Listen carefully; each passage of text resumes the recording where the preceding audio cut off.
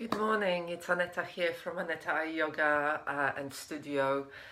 It is today day number 7, the first Sunday of 2018. How are you today? Hope you are well. Hope you are getting on with your practice. Where I am, the weather is really quite nice today, so I will be definitely going for a walk.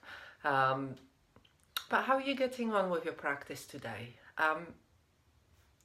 For me, it's a late one today.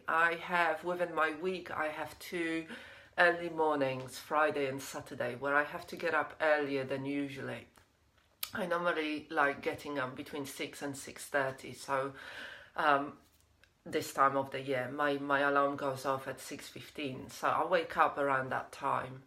And it works really well for me. It means that I have enough sleep. However, on Fridays and Saturdays, I have to get up 5:30, and having less of that half an hour or 45 minutes of sleep has a real impact on my energy levels. When I was younger, I was able to, compensate with it. But as I got older, I'm in my mid-40s, it's not as easy. And I couldn't sleep really well on Friday night. So even though I went to bed around my usual time, just after 10 o'clock, I really could not fall asleep. I was tossing and turning and moving around and feeling restless, and so I think I fell asleep after 12 o'clock.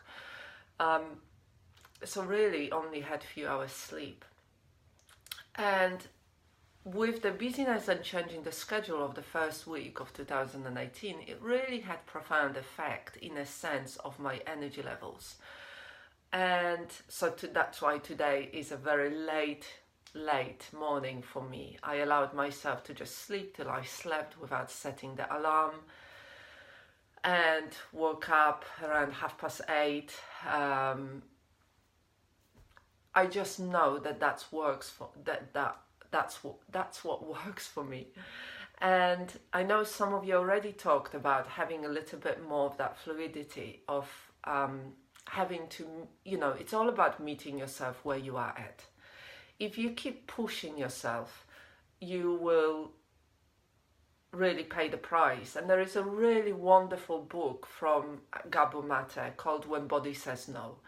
And I read it, a couple of years ago, and it really made so much sense. If we don't respond to our needs, our body will say no for us. And so yesterday I felt quite unwell in the afternoon. I was working in the morning, came back, did some stuff around the house, and then started feeling quite unwell. And the way that it manifests for me in those early signs that I'm getting overtired is that I've had hay fever and allergies all my life, and so I know that when I get into that state, I have to just rest. The only thing that I can do is just rest.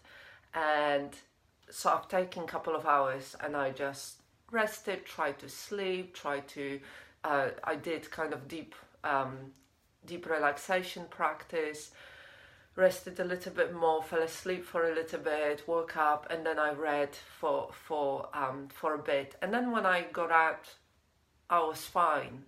I had a long night's sleep last night. I slept so much better, and it worked. If I didn't do that, I would be hitting today and the next week already on that slight or big tiredness, but slight burnout, on the way to burnout.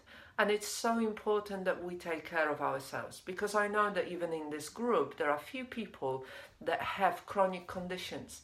And so only you can work out how to take care of yourself in that deep and nurturing way. And that's why the loving kindness is so powerful, because you wish yourself that well-being, happiness, safety, freedom from suffering. And you bring that into your daily life, into the actions that you take, how you relate to yourself, how you relate to others. And burnout is a really difficult place to be in, and I know burnout quite well. I've experienced it a couple of times in the past, in the last 20 years. So if you learn to watch those early warning signs, you can respond with love and kindness. If you don't, your body will say no for you. And so I wish you a really wonderful day today.